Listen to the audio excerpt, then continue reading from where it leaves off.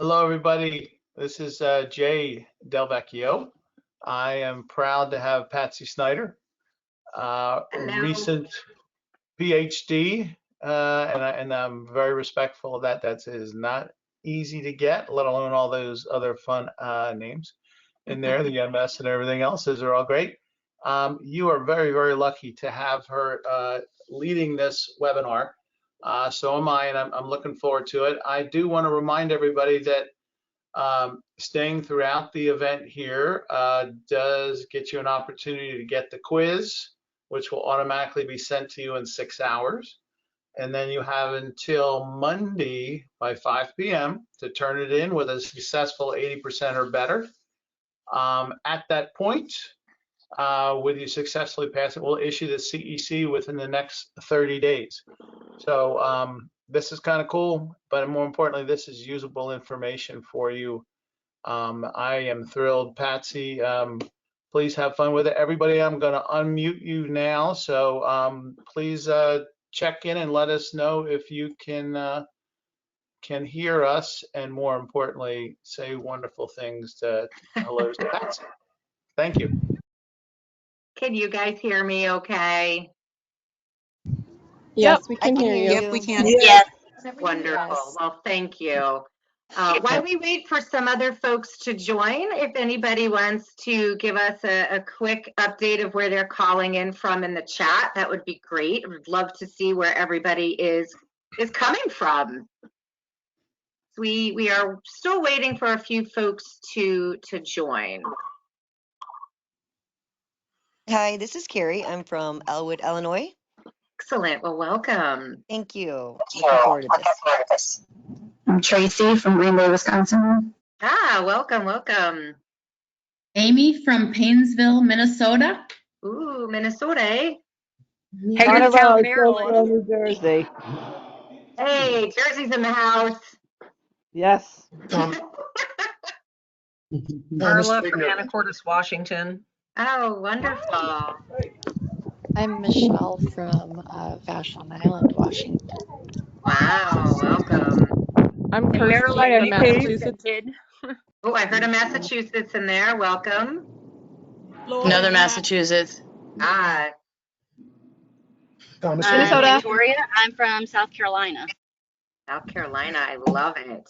I love it. This is Lee from Holland, Michigan. Another New Jersey, Haven, New Jersey. Nice. Well, we'll just wait. Yeah, we have any New York folks in the house? My birth state. The what state? That's where I was born, New York. I was born in Brooklyn. Got it. Joe from Wisconsin. Where were you born? Where in Brooklyn are you from? I'm from Brooklyn as well. I was born at Whitecroft Heights Hospital. I lived there. I was like 7 months when we moved. I say that like I was born in Brooklyn, like I know Brooklyn, right? Right. Well, which part did you say? We've had some of the attendees kind of slow down a little bit. So we'll dive in. Thank you all so much. Thank you, Jay, for the introduction. As Jay mentioned, I just received my PhD in 22. MPH is Master's in Public Health. I have an MS in Exercise Physiology, a BS in Criminal Justice. If anybody wants to buy it, as my father would say, it's for sale. I have a CHES certification, which is a Certified Health Education Specialist, and then ACSM, when they used to call it HFI or HFS. Now I don't even know what they call it anymore. But we have about an hour or so together. It's absolutely a pleasure to be here, and thank you all for taking time out to attend. I know everybody is so busy, but I appreciate y'all taking the time. So let's start off with just one general question, and I'm going to launch it in the poll right now, so you'll be able to see it. So, what part of the industry do you currently work in? Are you in personal training? Do you work in corporate fitness? Do you work in a rehabilitative setting? Are you in recreation? Do you work for a nonprofit? We'll wait till we get a good portion of folks that have voted. Oh, overwhelmingly, we're in personal training, as I would have suspected. Pardon my cough. It's part of my running outside problems, I guess. So if I have to pause here and there, I will mute the line if I have to cough a little bit because we don't want to hear that. All right, we are at about 65% that have voted. So let me close the poll here real quick. All right, so 78% of those of you on the call are from the personal training side of the industry. We've got 1% from corporate wellness and corporate fitness, 3% from rehab, 10% from recreation, and then 7% from the nonprofit side of the industry. So that's really helpful for me, and it'll allow us to really see the picture as we sort of bring all the pieces together.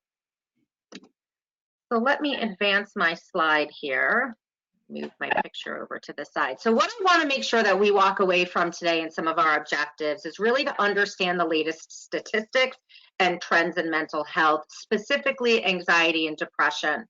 And as we talk, we're going to talk from the perspective of adults. We could make a whole nother presentation on children and then youth. So for our purposes, we're going to stick primarily and talk about adults. Also want you to understand how mental health and physical activity work together for better health.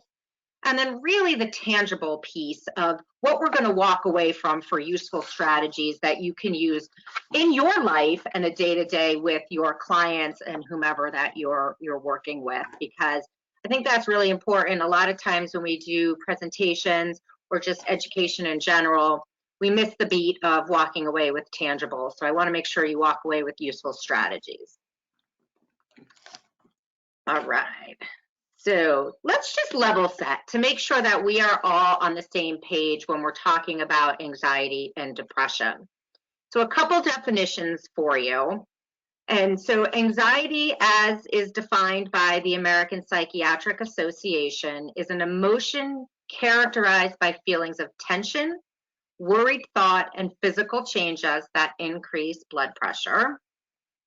The Diagnostic and Statistical Manual of Mental Health, the 5th edition, which you may have heard as referred to as DSM-5, categorizes anxiety in a group of disorders that we see manifest themselves as prevailing fear, a real or perceived threat, or a real or perceived future threat that requires and results in subsequent avoidance behavior.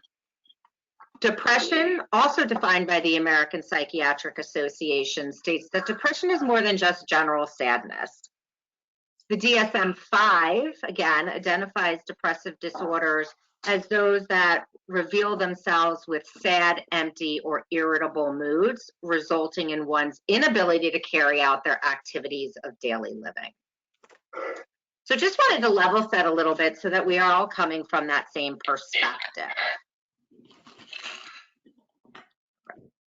So statistics, data drives decision making, and so the statistics are a bit alarming. And I know I'm preaching to the choir just a little bit here. These infographics are available online, and you can easily get to them. Excuse me. The infograph on the left-hand side is from the National Alliance on Mental Health. It's recent data. It's from 2023. And so it really gives a good graphic of where we are as a state of the nation. So 1 in 5 adults are experiencing mental illness. 1 in 25 adults experience serious mental illness. If you take a look at the state graph, the map of the US, you'll see that the majority of disorders and mental health illnesses fall within 19% in that anxiety category, followed by depression, which is the second largest. And so the focus for us today is anxiety and depression. If you take a look to the right of that, you'll see prevalence data based on ethnicity, race, and lifestyle, and you'll see how that plays out in those individual categories. On the other side of the screen, you're going to see another infographic, and that's from the Mental Health America, again, relevant data from 2022. Again, we're talking about adults, excuse me. So nearly 50 million or 19% experience of American adults experienced mental illness in 2019.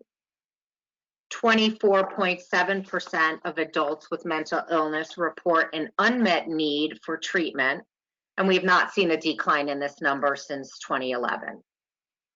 More than half of adults with a mental illness do not receive treatment, and that's about 27 million US adults. 11.1% of Americans with mental illness are uninsured. And so even in spite of the passage of the Affordable Care Act, we're still seeing significant amount of folks that don't have insurance to be able to obtain these types of services. A lot of other data on here on the right-hand side, but specific to young Americans and youth. So, and again, you can grab these right offline, and the website address is in the works in the site. I can't speak. Down below each of the graphic. So another way to look at some of our statistics is a changing of overall rankings for mental illness in the U.S. And so this is from 21 to 22. So on the left-hand side, you see our states. There's a whole bunch of things going on here. So if the color is the dark blue, that means from 2001 or 2021, the ranking decreased, so it got worse.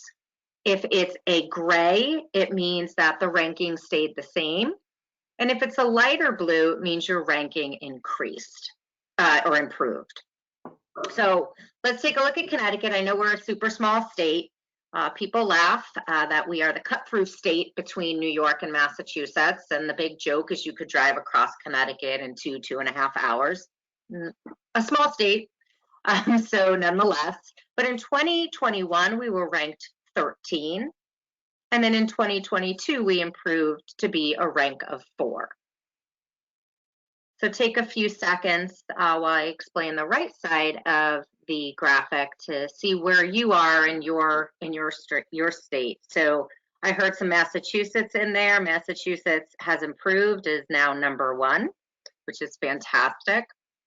I heard a Minnesota, Michigan. Michigan actually went down. Minnesota went down. So we've got some work to do. On the right-hand side is the adult prevalence of mental illness. It's a little hard to see, but the link is below. And this really gives us what percentage we are per state and what the actual raw number is. So if I look at my state in Connecticut, we're about 18.8% that have mental illness in the state of Connecticut, and that's about 526,000 people.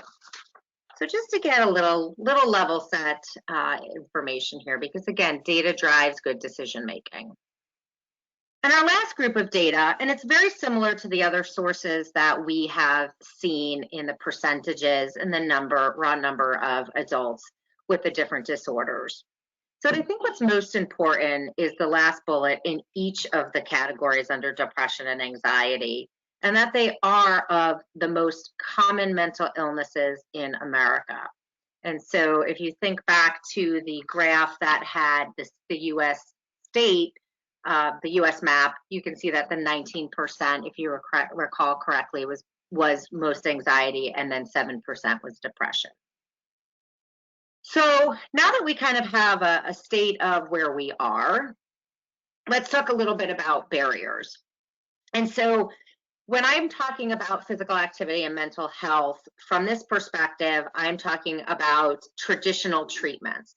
So if our clients go in for additional treatment, whether that be through the medical side, there may be some barriers that fall into their place. And so what other sources do they have? And so that's going to equal physical activity, which is super important for us to know, but from a perspective of having just some background as to why physical activity is getting more and more visibility into being a reliable source to help folks manage their symptoms.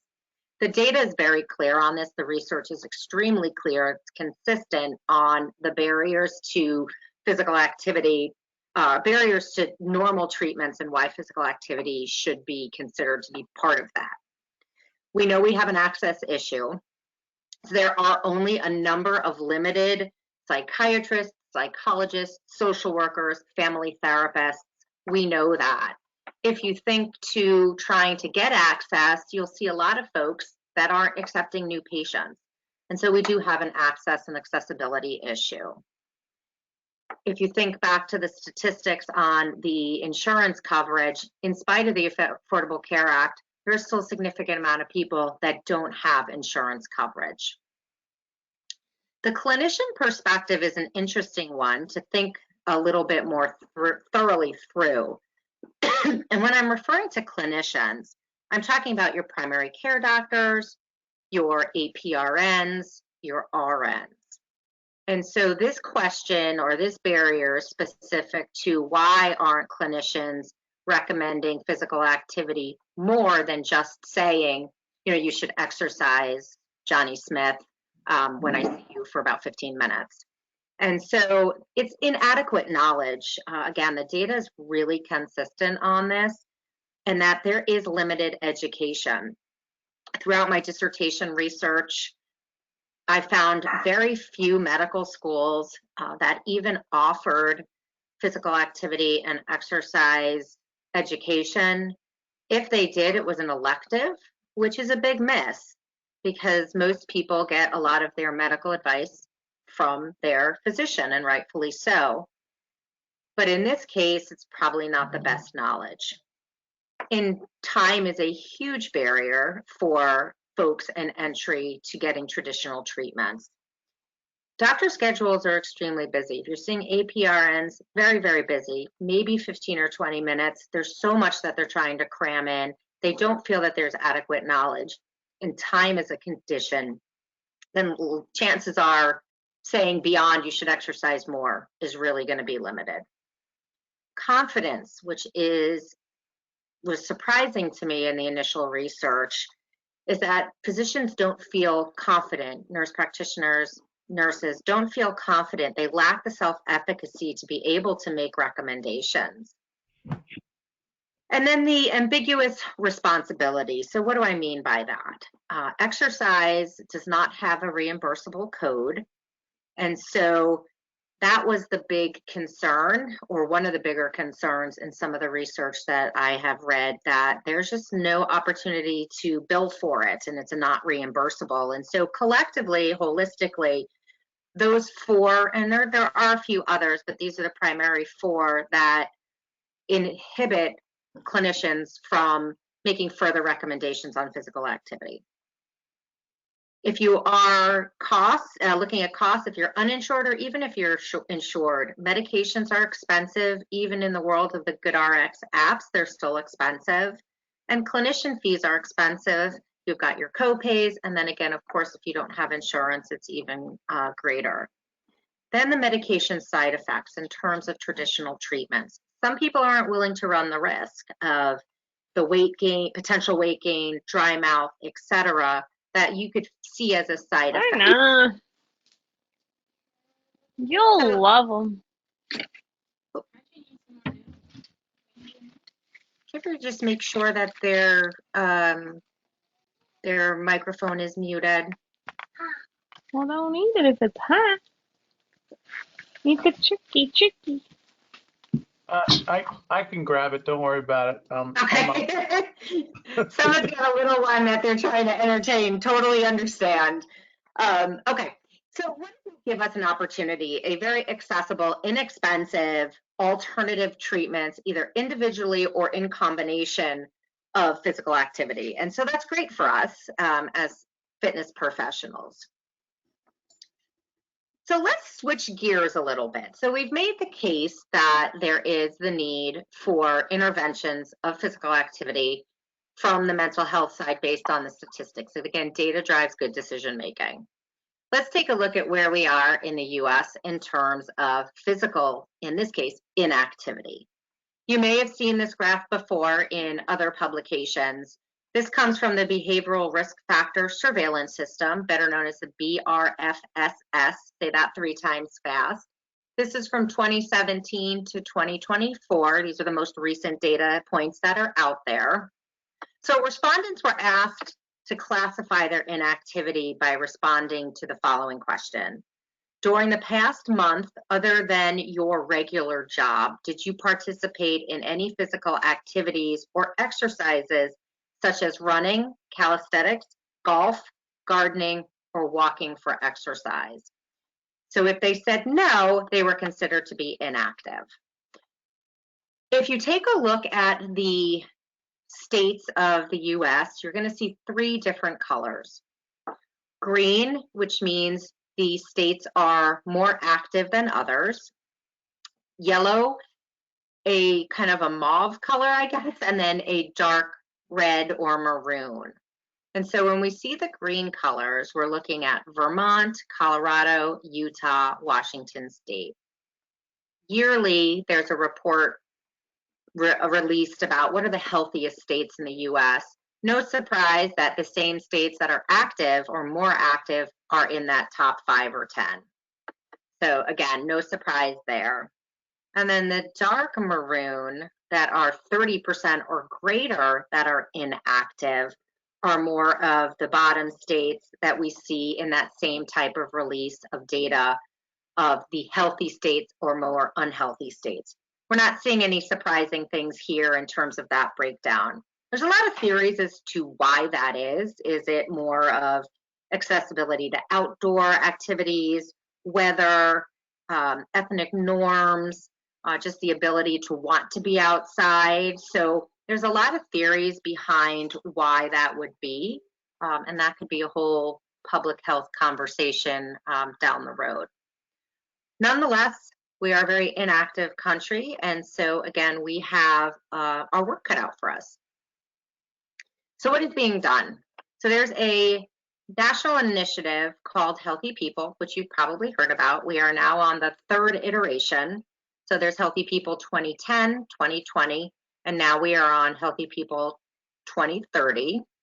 And so there are all sorts of health measures. And there are all sorts of physical activity measures. These are specific to adults, because again, that's sort of our focus today, is talking about adults. And so there are 4 major objectives for physical activity.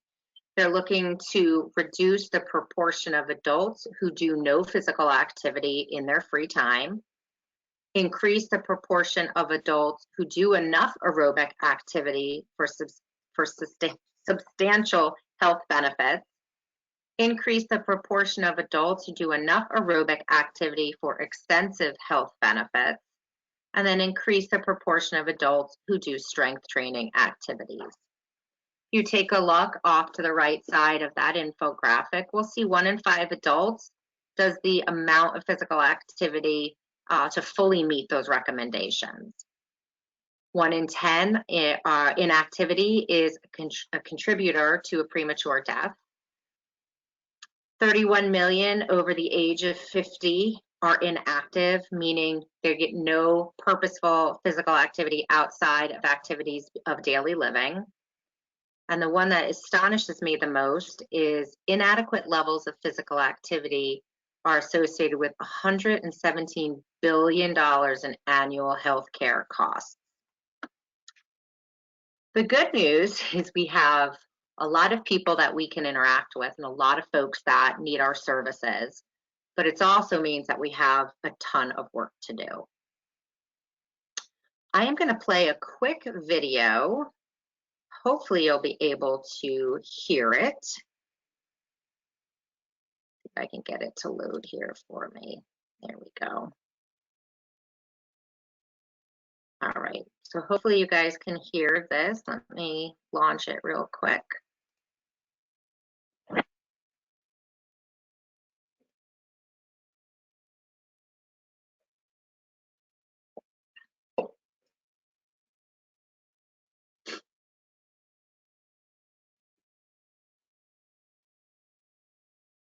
Did you want sound?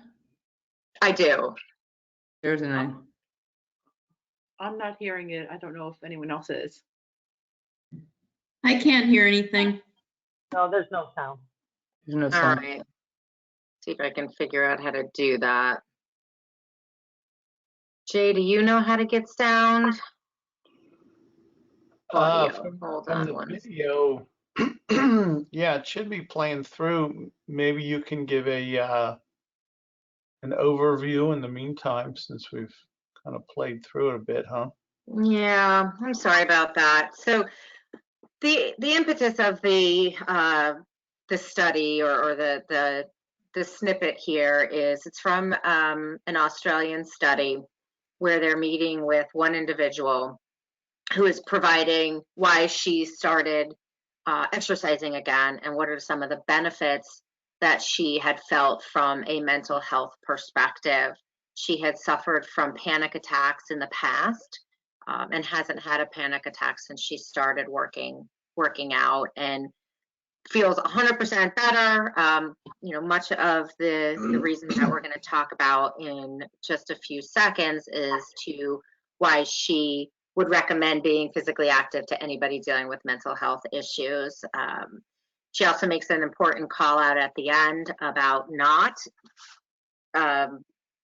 stopping medications, for a lack of a better word, if you are in that realm and in that category. So let me see if I can get the presentation back.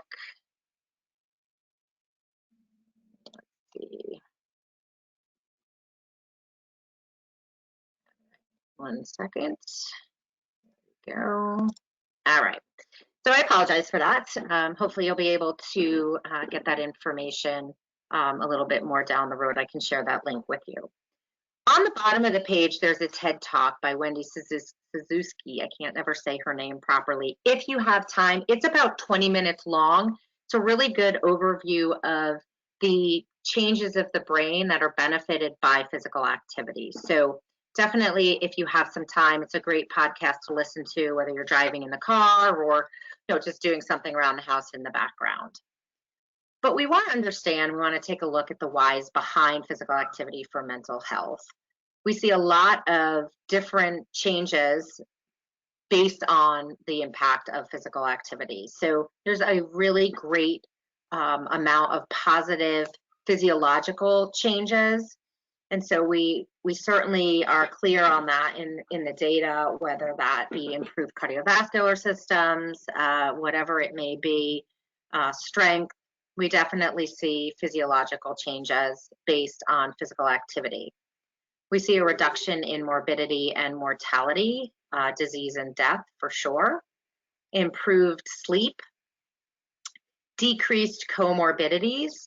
So often someone that is dealing with mental health are likely to be grouped with other types of illnesses, and a lot of those are lifestyle changes or lifestyle diseases, blood pressure, high cholesterol, type 2 diabetes, those sorts of things. And physical activity not only increases the mood hormones, if you will, but also decreases comorbidities. Improved cognitive function. So we explain this to our clients more as you're thinking clearer.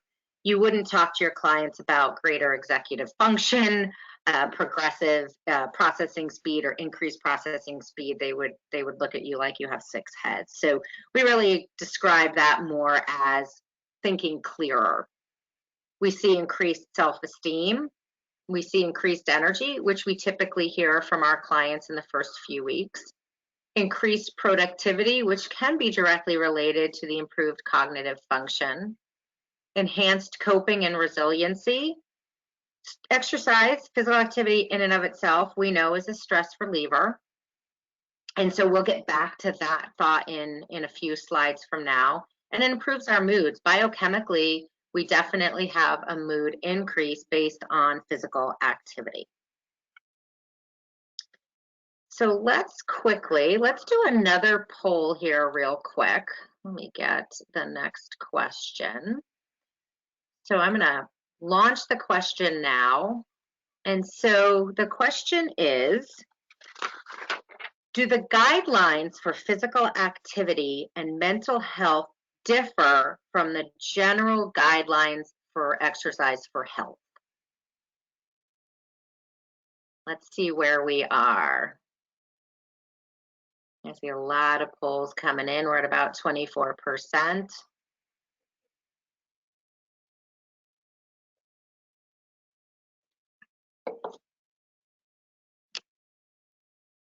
All right, we're getting close to 50. Let's try and see if we can top 60 or 70% on this poll.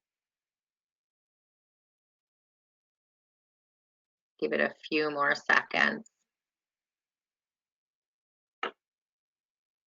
Selfishly can use my lip balm in the meantime. All right, we have about 55% that are voted. So 5, 4, 3, 2, 1. I'm going to close the poll here. So our results are about 20% say yes, the guidelines are different. 56 say no, and 25% are unsure. So thank you for participating in that poll, because it really does help that we are somewhat all over the page, which is not uncommon. So ACSM, obviously we know that they are, quote, the God, as I refer to them, of the industry, really provides no well-defined guidelines for physical activity and mental health. It's really ambiguous on a position stand. We do have some guidelines that we'll talk through in just a bit. But the majority of research, and believe it or not, there's not a ton of research out there that's solid research. The majority of research is focused on aerobic activity, improving symptoms and mental health overall. Mind-body exercises have shown to improve depression and anxiety symptoms, though a lot of that is anecdotal. There's not a ton of research out there in terms of mental or mind-body activities. So this area of research is booming, and so hopefully in the next few years we'll have some really solid data and research to be able to refer back to, and then perhaps might get a more significant position stand from ACSM. But the guidelines are not unlike what we typically would see for the general population as a whole. There are some other recommendations that we want to keep in mind. And so off on the right-hand side, you'll see a similar chart, graph, whatever you'd like to call it, excuse me, where for frequency, duration, and intensity, they recommend impactful or superior. I think of that or better and best. To me, that seems just a little bit easier to work with. So impactful being better, superior being best. So if we take a look at what the general recommendation is for duration of 150 minutes of moderate intensity or 75 minutes of vigorous intense aerobic activity per week, that's not unlike what we see in our general population. However, there is a little bit more of a guideline off on the right-hand side where it's talking about the duration being better at 10 to 15 minutes and best at 20 minutes or more. And then for intensity, better or impactful would be low intensity, best would be into the moderate or vigorous activity. Again, not what we see uncommon in the healthy population. 2 to 3 days of resistance training using all major muscle groups. Again, not uncommon to what we see in the healthy population. Here's where we get some differences in flexibility and neuromotor exercises should be included a few times per week. Balance, agility, those sorts of activities which help fire the brain and help with mental illness and specifically anxiety and depression. 4 to 5 days of physical activity can lead to better psychological outcomes. So duration or frequency, frequency, impactful or better would be 3 days a week. Superior or best would be 4 to 5 days a week. Again, most days of the week is the recommendation, so we don't see any major difference. Flexibility exercises may be better to elicit greater mental health benefits. And again, we can sort of make that dotted line up to the neuromotor exercises as well. And then again, we talked about 20 minutes or more being superior or best to elicit greater impacts of lowering anxiety and increased mood. So it's hard to say. We don't have clear guidelines, which can be a little bit challenging. But we also have some additional recommendations from ACSM and want to definitely talk through these a little bit. We want to provide strategies to our clients on how to cope if the planned activity cannot be completed. We need to teach our clients, specifically with anxiety and depression, that flexibility is a thing that's needed, and flexibility is okay. It's okay to have life get in the way sometimes, because that's just reality. People with anxiety will have a very strict schedule, and any alteration in that schedule is going to cause additional anxiety. So it's our responsibility as the fitness professional to teach folks that flexibility is okay and to provide them with options. We want to ensure that we are all on the same page with client preferences and goals. And so what are their likes and their dislikes? And that could change. What are their goals? And this allows to ensure us that we're all on the same page. I always refer to this as the squirrels in your head. People with anxiety and depression, their squirrels are all over the place. And so again, we want to make sure that we are pinpointing them to preferences and goals. Like any other population, we would want to make sure that we challenge our clients with activities that are challenging yet attainable. So we don't want to make it willy-nilly and you just go out every single day. We want to have people be challenged in order to have greater benefits. We want to help our clients try various amounts of activities. And so our responsibility is to provide them with those resources, whether that's outdoor activities, recreational activities, class schedules, any other activity that might be something that is variety to them. Now, based on everything that's virtual, we should not be at a loss, for lack of a better word, of making recommendations. So there's a lot of things that are out there that we can help provide our clients with a variety of resources. And again, like any other client, you want to check in about progress, maintaining those goals, and providing some additional motivation. I wish I could say they were clearer, but in position stand from ACSM, but we're working on it, and it's definitely a big area of focus.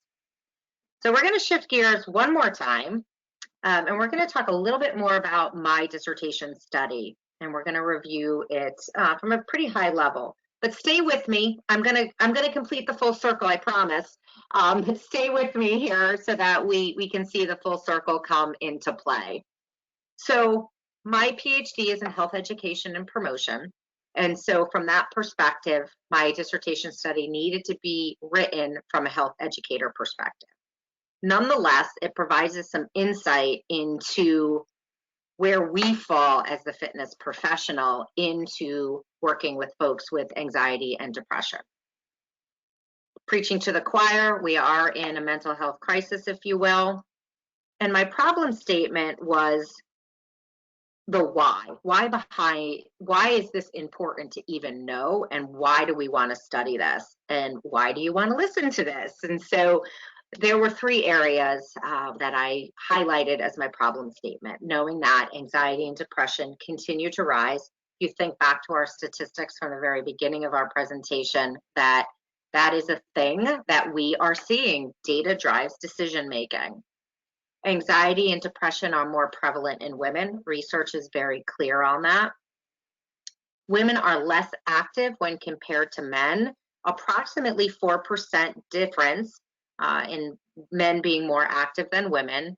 And we know from the barriers, if you think back to the slide on the barriers, that alternative treatment strategies are needed. And we need to be able to ensure that we're providing resources to our clients and to the industry in and of itself, the folks that are dealing with anxiety and depression. Just a little bit more here. The purpose statement was, I wanted to explore what health educators knew and how they used physical activity for strategy for working with middle-aged women to help control symptoms of anxiety and depression. I had 3 research questions. One was, what are the experiences of health educators who use physical activity as an impactful health outcome for anxiety and depression management? My second research question was, how do health educators describe their facilitators and barriers to making recommendations as a strategy? I think of facilitators as positive, making it easier, barriers or negative, making it harder. And the third question was, how do attitudes, norms, and perceived behavioral controls influence health educators' recommendations? All dissertation work and the majority of master's work are really rooted in theoretical frameworks. And so what I used for my dissertation study was the theory of planned behavior. We hear a ton about stages of change, but the theory of planned behavior is also another strategy or another framework theory that's used in the world of fitness and behavior change. There are 3 concepts: attitude, subjective norms, and perceived behavioral controls that drive intention and behavior. Attitudes, truly, how do you feel about it? Are you for? Are you against? Subjective norms can be considered one's perception or expectations to engage in a particular activity. Do you want to even do it, is the question. Perceived behavioral controls is one's perception if they could even be successful in completing a certain behavior. I like to think of the subjective norms and the behavioral controls as sort of a hybrid to the self-efficacy and the concept of self-efficacy. So these 3, attitudes, subjective norms, perceived behavioral controls, drive intention to want to create a new behavior, change behavior, or participate in a behavior. So there is a reason behind those sorts of frameworks in order to root the dissertation study or study in general. So I used what we call semi-structured face-to-face interviews, and I held those virtually. Semi-structured, there was a script to follow. However, it was semi-structured, so it allowed me the ability to ask clarifying questions, peel back the layers of the onion, to really get to the inside of what someone was trying to tell me. I had to hold them virtually because there was this thing called COVID, so everything had to be done virtually. I used a basic qualitative study, not because statistics aren't my favorite, and they're not, but really more, I wanted to understand and I wanted to be able to ask detailed questions and hear it from people directly, their responses and what they meant by that. I had some inclusion criteria. You needed to have virtual capabilities. Again, this thing called COVID. You needed to be English speaking, experience working with women, and professionals in the field of health education and promotion. Students without practical experience or professionals with children, working with children or adolescents were not the folks that I actually wanted to talk with. I used primary data collection, and that meaning I was the direct source of generating that data. And I used a computer program for data analysis called Quarkos. And so you can see the picture of my output. And so Quarkos actually organizes interview responses into categories and subcategories. You can kind of see a little bit of that all over that screen, but it really does help identify things. All right, so what did I learn? I learned quite a bit. The outcomes were there were 7 emergent themes. And so physical activity, cost benefit analysis, what are the positives and negatives of using physical activity as a strategy to manage anxiety and depression? Evidence-based knowledge, what did our health educators know? And did they have experience in exercise prescriptions? And the majority had. Physical activity standardization, What did they know, and where did they base their recommendations from? Is it from ACSM, ACE? Did they read it? Was it not scholarly journals? Did they hear it off of Pinterest? Where exactly did they get the recommendations from? What did they base those off of? Professional preparedness is, where did they learn these things? Was it reading the internet, in coursework, career education, again, Pinterest, whatever it would be? What is their professional preparedness for it? And the majority did have some, but very high level professional preparedness. Personal significance, how important was physical activity to them on a personal level? Colleague proposition, what did they, when they were asked the question to reflect on what their colleagues knew, what might they know, and what did they base their recommendations on? So there was an insight into that. Then at the end of the interviews, I asked everyone if there was anything else they wanted to tell me. Some said no, the majority said yes, and it all came back to COVID-19 and the impact of COVID-19 on anxiety, depression, and physical activity. Many felt that physical activity at that time, and I would say probably still, is of most importance now with anxiety and depression on the rise. The other, which I thought was a extremely insightful piece, I think we may all agree, at least I hope we would all agree, that the conversation around mental health has increased in a good way since COVID. And so a few of my participants stated that they felt that their focus was more on mental health and it decreased the stigma ever so slightly, which I thought was a really cool takeaway. But here's where it comes full circle. There was a theme that emerged, which we titled Multidisciplinary Team Approach. And so you can see the graph on the right-hand side, or the picture on the right-hand side, are all the people that they stated were important to be part of this multidisciplinary team. And at the very top was the fitness professional. So of the folks that I interviewed, they all felt that we as an industry and we as a profession were most important to be at the table talking about how to help patients with symptoms, either individually or collectively, as symptoms of their anxiety and depression. Registered dietitians were next, and we know that physical activity and nutrition go hand in hand. And so thought that those two together were an unbelievable takeaway, followed by primary care physicians, mental health professionals, social workers, health coaches, diabetes educators, nurses, peers, and the other, I've said it a few times, was Pinterest as the entity, I guess, that needed to be part of the multidisciplinary team.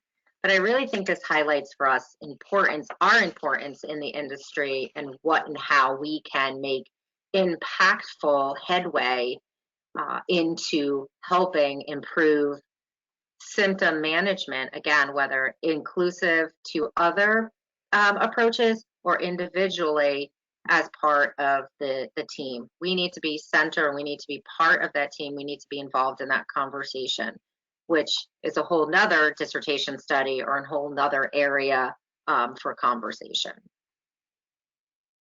So why is that important? What is our role? And our role is that of subject matter expert. So if you think back to the people who are making recommendations, your physicians, your clinicians, your mental health professionals, it's not in their wheelhouse. They'll make them, and they'll say high level things, if you should exercise more, maybe take a yoga class. But we are the subject matter experts. We understand intensity, duration, frequency, mode. We understand all of those things. We understand the guidelines, how we need to adjust the guidelines if we need to. But again, it's one of those really areas that we can make an important impact and move that needle. We are health observers. We are not diagnostic. Those are the other people at the table. But we can make some observations, but again, we need to stay within scope of our practice, and we cannot diagnose, but we also need to know when to refer, and we'll talk about that a little bit. Motivation, we need to, our part of this puzzle is not only to be the subject matter experts, but to provide motivators and to provide accountability to keep our clients engaged. We have very loose, ambiguous guidelines, but they are that. Some of you or some of my students have heard me say, not only in our WITS class, but in general, no, they're guidelines. Guidelines are guidelines, they're not end all be alls. And so we need to be able to have the knowledge on how to adapt those guidelines to have our clients have the most benefit. We need to know when to refer. And so if we are working with someone that we don't have a specialty in, we aren't knowledgeable enough, we need to know when to refer, because in spite of our best intentions, we might actually cause more harm than good. Mental health is not the only area that we could potentially see that in. Fibromyalgia, eating disorders, those sorts of things. We need to know when to refer, and those folks need to know when to refer to us as well. As we learned, the big takeaway for me from the dissertation study was that collaborations are important. Not only should we be part of the team, but we should be at the head of the table in terms of working with patients and the larger group in order to see improvement. So I'm going to take a break there for a moment and just thank you, and share my contact information and my LinkedIn profile for you down on the bottom left. And my two favorite graphs, or my two favorite pictures, is exercise. I thought you said extra fries. And then my utmost favorite, and I'm sure you've all heard this too, so you can absolutely laugh out loud and use these with your clients. So you're telling me you want to lose weight, but you don't want to work out or eat right. My personal favorite is I don't want to sweat, but I can't find a graphic on that. So if you have any questions, I'm happy to take questions now. I know Jay's been monitoring the chat and the questions. But yeah, and if you have any questions, I'd love to answer them now. And again, thank you for your time. Okay, first off, you know I love the lab dog. I love that. Okay. I'm a lab girl too. That's a winner. A dog picture in a presentation always is a winner. I don't have any specific questions in the question panel, but if anybody has something in particular, certainly this is the time to let her fly. If something seems a little gray, a little confusing to you, Absolutely. because there's a lot of data in there. Clarity comes with a question. Can you hear me, Jay? I have a question. Yes. We sure can. I work a lot with, my name's Joe. I work a lot with physical therapists, and that's a hard collaboration with people who are involved with mental illness. Can you give a little talk about the connections here? With physical therapists? Yeah. Mm-hmm. You know, a lot of research didn't mention physical therapists. A lot of the research actually specifically talks mostly of nutrition, physicians. I could see that, excuse me, I could see that being a challenging partnership for sure. But, you know, I think the bigger picture is creating that shared experience and creating that what's in it for you, what's in it for me. But the research doesn't talk a ton about physical therapy. It talks more in relation to registered dietitians and clinicians and mental health professionals. Oh, well, physical therapists often deal with headache and stomach issues that come from mental issues. Sure. So there is perhaps a need to look more closely at that collaboration. 100%. You know, there's not a ton of research out there that's solid research. There's not a lot that's been from the academic world. We're trying to look for things that are in the last 5 years, unless it's, you know, kind of groundbreaking work. But there is not a ton out there. So I think it's a great opportunity for us as professionals to really get our foot in the door and make the case for that we should be part of the team. Thank you. Thank you for your question. I had a question. Can you hear me? We sure can. It's hard not to hear me. Hey, it's part of the industry, I work right? primarily with people with whether it's Parkinson's, Alzheimer's, special needs populations, and of course, a lot of that's its own subject. I mean, 100%.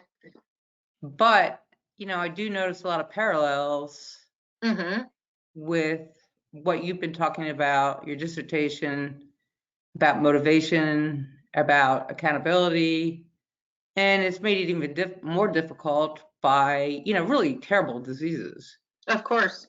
And but you don't see a lot of like I always will require a physician to sign off on permission to take my class.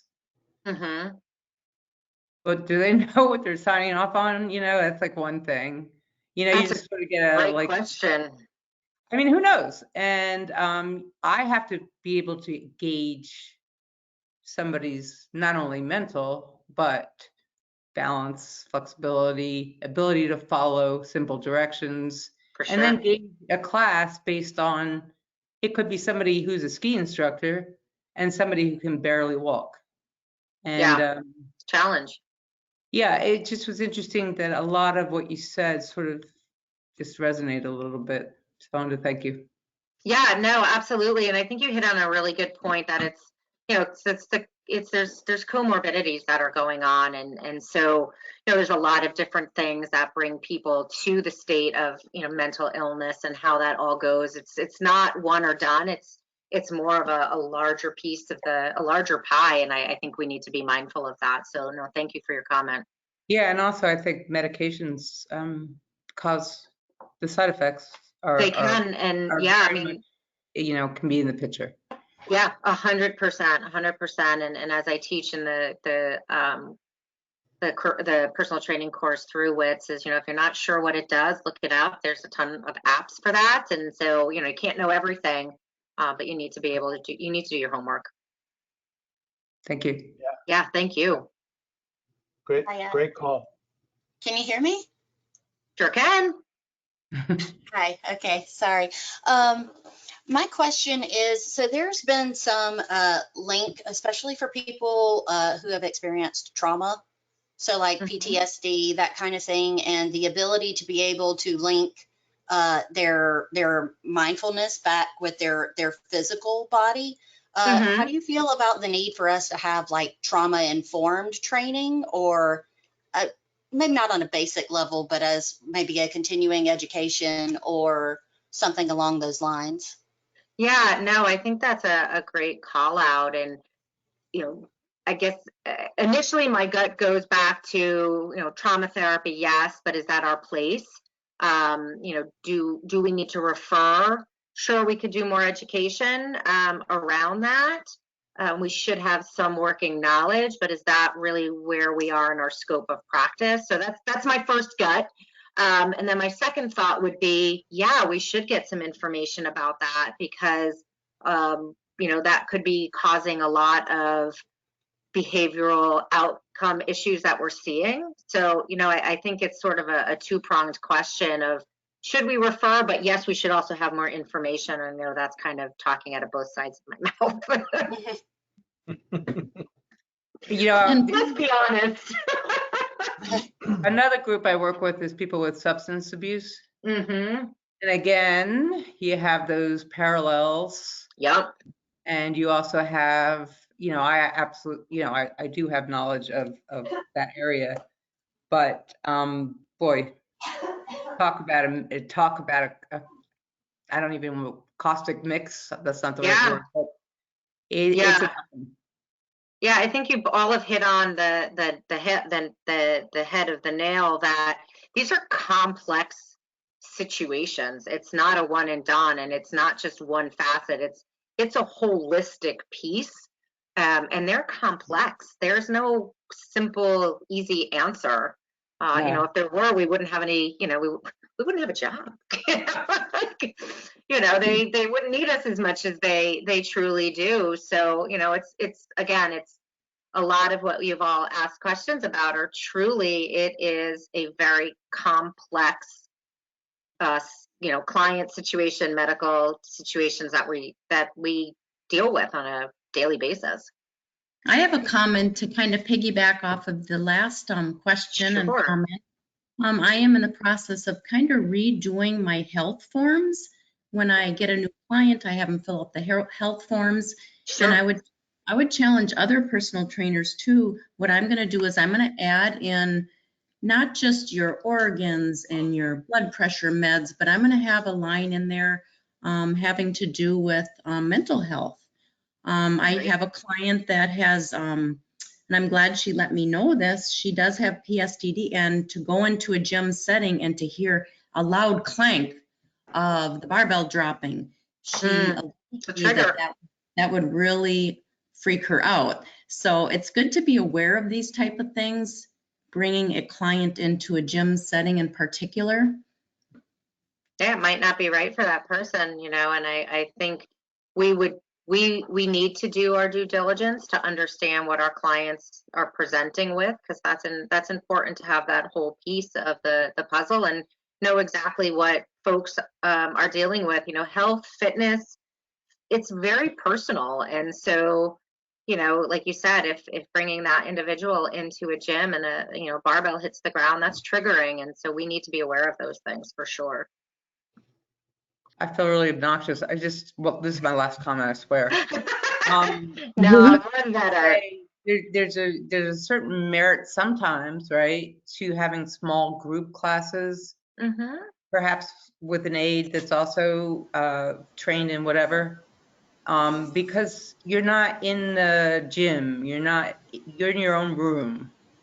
You're all sharing something, whether it's substance abuse, whether it's, you know, whatever. Parkinson's, whatever. So sometimes there's comfort in being with a group that understands you. Well, that's why support groups are so helpful. It's, you know, people coming together with like situations, lived experiences, like-minded. So, you know, yeah, I think your point is very well taken. Let me interject on that one as far as because I don't know, but I would assume, Patsy, is that with that type of a group, which are amazing and a great way to make it work, but you would need special liability, NDA, confidentiality kind of forms. I would think that everybody would have to sign to at least make it feel a little bit more of a safe zone, wouldn't you? I would say so, yeah. I mean, health is, again, very personal, very private. So we would want to make sure that we would do our due diligence to dot our I's and cross our T's for sure. Cool. Okay. I've got a couple things here. I know we're going to go a little over, guys, but everybody saved up their best stuff for questions for later. But here's a quick one: is on the 7 emergent themes slide, why is diabetes listed in multidisciplinary team bubble #1? From Stephanie. It's listed as one person referred or stated that a diabetes educator needed to be part of the multidisciplinary team. And that was just one person said that.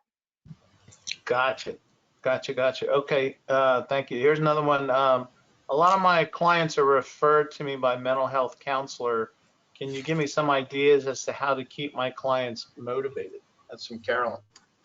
Yeah, that's a great question. I think you need to dive into what is a motivator for them, setting those short-term goals, those long-term goals.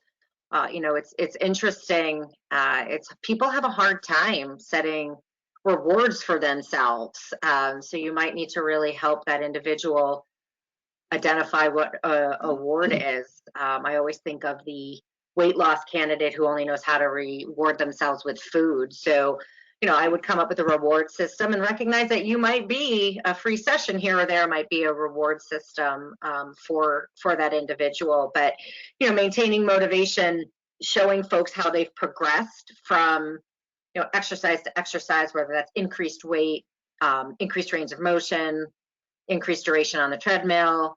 You know, if somebody's a runner, maybe set a 5K goal and they could maintain motivation by achieving that goal. I think there's a whole bunch of options. There's a lot of ways you could go about that. Cool. Very cool. Okay. This one's from Tammy. I have a friend who has been diagnosed clinically depressed. I have suggested specific exercises, i.e. walking, gardening, to get this person headed in the right direction. He wants to improve, but is grossly unmotivated. Any suggestions? Well, first off the head is they may not be ready, or this individual may not be ready to start any type of physical activity or even just getting outside the house and movement. Maybe you can set up a buddy system. Maybe you can be part of that buddy system. Maybe you can set up some awards or rewards. I'm always a big fan of the behavioral contracts, even though, you know, folks, doesn't matter what's written on a piece of paper, you can't hold them to it legally. But, you know, I think it's great to create those behavioral contracts with folks. It clearly identifies what you are requiring of them and what they are requiring of you. But, you know, I think overall, sometimes it might be the biggest piece of they're just not ready yet. And so many, many years ago, I attended a conference. Dr. David Honeycutt used to be the president of WellCOA, and his message was keep putting it in their face. At some point along the stages of change, hopefully they'll bite as their situation changes from time to time. So, you know, keep putting it in that person's face, keep reminding he or she that you are there, working from a, again, reward system, buddy system, to get that person up and moving. Good. I have another one here from Michelle. You mentioned access to the graphics. Are you providing those or the slides so we can find them from the cited source? I will say for that, this is a recording that will be sent to you because you registered for it. So whether you attended or not, you're going to get a recording, which is yours to use for obviously tracking down these slides with the sources at the bottom of them, the reference sources. That's my answer. Does that cover it for you, Patsy? Yeah, I mean, I'm happy to share the slides with folks if they wanted to go through that, or just pull it off the recording. I'm fine with either way. Or I could create a quick list of references if folks want to go about it that way as well. I'm game. Whatever's Well, easier. you have her contact at the end of it if you Yeah. want to see a copy of the actual PowerPoint, so you can Yeah, have it. absolutely. If somebody wants that, by all means, reach out. I'm happy to share it. And here we have from Jennifer, just a little confused on the poll question. Do guidelines, physical activity, and mental differ from general or health? It sounded like it was more of an unsure answer. Correct. There are no well-defined guidelines for physical activity and mental health. They're very ambiguous. ACSM has not come out with position stand.